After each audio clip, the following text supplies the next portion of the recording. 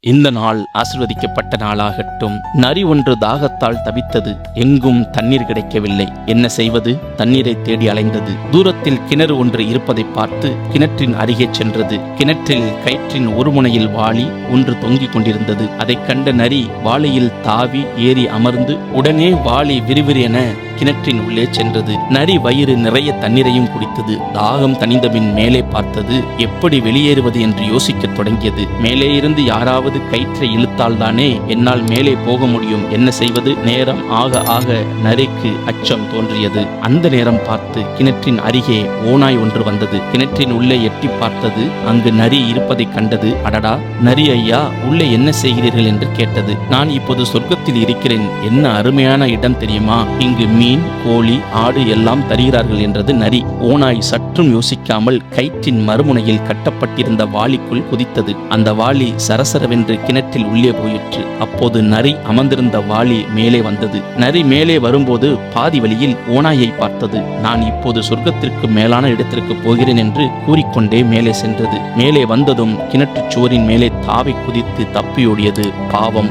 ஓநாய். ஒரு செயலை செய்வதற்கு முன் பலமுறை யோசிக்க வேண்டும். இதைத்தான் பரிசுத்த வேதாகமம் நீதிமொழிகள் 2:9-10 அப்பொழுது நீதியையும் நியாயத்தையும் நிதானத்தையும் சகல நல்வழிகளையும் அறிந்து கொள்வாய். ஞானம் உன் இருதயத்தில் பிரவேசித்து அறிவு உன் ஆத்மாவுக்கு இன்பமாய் இருக்கும் என்று சொல்லப்பட்டிருக்கிறது. தேவன் உங்களை ஆசீர்வதிக்கிற நாளாய் இருக்கட்டும்.